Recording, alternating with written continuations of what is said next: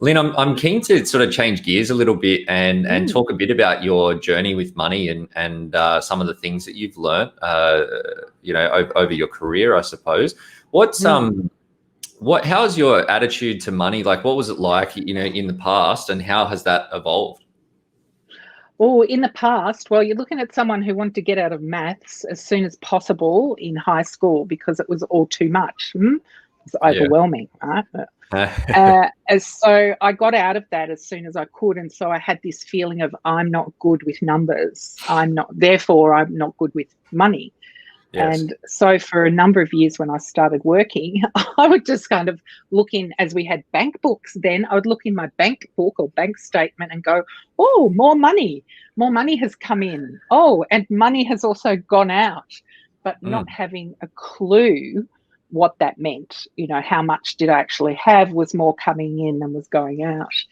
And I think I was still kind of kept with that attitude until I was responsible for generating my own income. That is, I went from having a job that put money in my bank account every fortnight to I now have to find the client and sell them something and invoice them so that they pay me. And I reckon it was at that point that I really started to know what was coming in, what was going out, and how much was in there.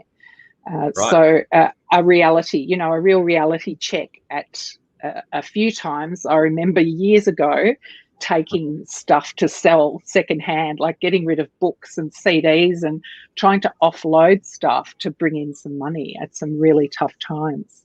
That was a real awakening of going, hang on, you've probably created this situation, and therefore you can probably get yourself out of it. Yeah, I think it's definitely with the for a business owner in particular that you certainly start paying more attention when you're forced to, because you don't have someone that's sort of looking after it. That's for right. You. And then so post that, when you did start paying more attention, how did things evolve from there? Like, what did you draw on any resources to build your knowledge, or how have you sort of learnt more from that point?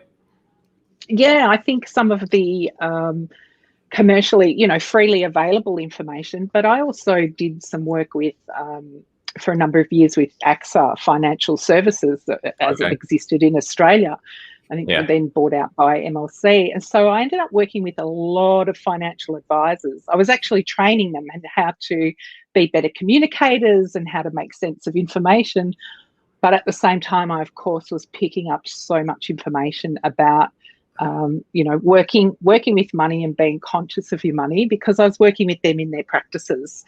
How were they, how were they doing fact finds and discoveries with their clients? How they were building referrals in their practice? How they were, developing financial plans and things like that. So by osmosis, I think I was getting more and more and more of this information that you can take control of this situation, and the sooner you do, the better.